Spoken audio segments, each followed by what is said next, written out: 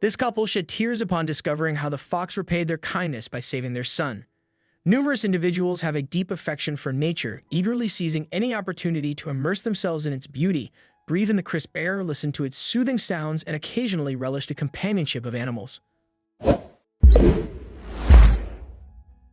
Over the holiday, my wife and son wanted to head out on a trip, so we rented a cabin near the river. It was a great opportunity for fun and fishing with the family. It had been a while since my son had been asking to go, so he was really happy I finally got the time off for it.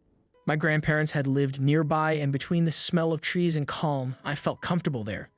Those memories are priceless, and unfortunately, my grandparents had to sell the house in the economic crisis, going to live in the city with us until they passed away. That was difficult. We packed up all of our necessities and gear, finally starting the journey. We left early, not managing to avoid the traffic, but we were able to get out of the city. The weather was excellent, my wife was in the passenger seat, and our kid was in the back. We were all enjoying the sights from the windows, though I paid a little more attention to my driving. We passed through many forests and small villages. We made the stops we planned for, eventually spending a bit more time than planned at the stopovers. By the time it was dark, we still had another 2 hours to go. My son was sleeping in the back as it started raining, and I had to drive slower. Everything was all right, but then my wife noticed my son had unbuckled his seatbelt. Since he was sleeping, I got out of the car to stretch my legs and buckle him back in. On the way back, though, I saw the shape of an animal in the muddy road. I couldn't see what it was clearly, so I got closer and realized it was a little fox. It looked like the poor thing had been hit by a car. I was soaked through from the rain and headed back to the car, but asked myself, how could I let this creature die? I couldn't understand how people could run over an animal, then leave it there to suffer. I tried to coax his eyes open, but it closed them again. Although it was breathing, it looked like it was in a tough spot. My wife showed up, and as we looked at each other, our son also came up. He approached, and the fox started panting. I told him that there was nothing I could do for it. My son reacted quickly, saying we couldn't leave it there, that we should take it to the nearest vet. But any vets were too far away. Maybe someone in the nearest village would be able to help. My wife said she could give us a spare blanket. We carefully picked the fox up and put him in the back seat, wrapped in the blanket, resting its head on my son's lap.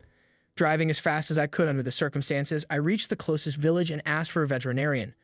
We were sent to an old lady's house, being told that she was the closest to a vet that could help us. Luckily, the lights were still on in her house, so I ran out of the car and knocked on her door. She came out and asked us who we were, so I told her, "Ma'am, we have an injured fox with us. We've asked around and we were directed to you. You're the only one who can help us." She glanced over at the fox and told me to take it into the house. She started thoroughly checking it over, then took out a few bags of herbs and various medicines we hadn't seen before.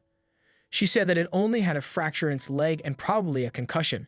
We brought it in time, she said, as it was likely to have died if we were any later. She asked me to bring her some clean water from a well nearby. "Take those buckets, and when you come back, leave them by the front door. Then go rest and come back to check in a couple of days." Of course, we were surprised by her confidence, but decided to trust her.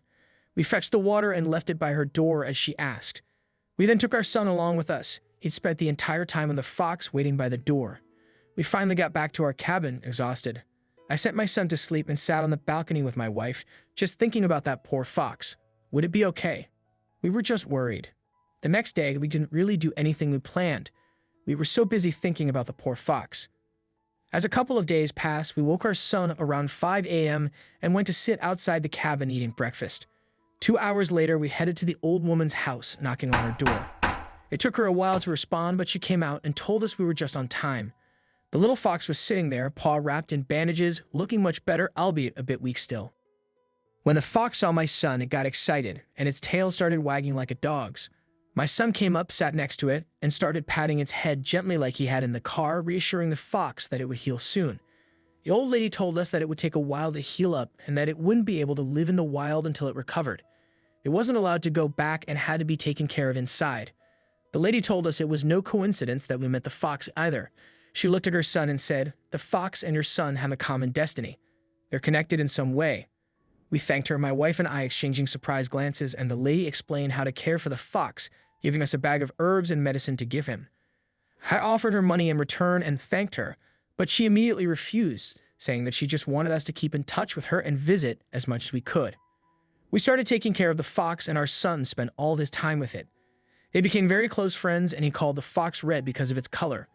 Not very original, but hey. Red learned with us and grew, being a little more aggressive with me or my wife from time to time, but not with my son.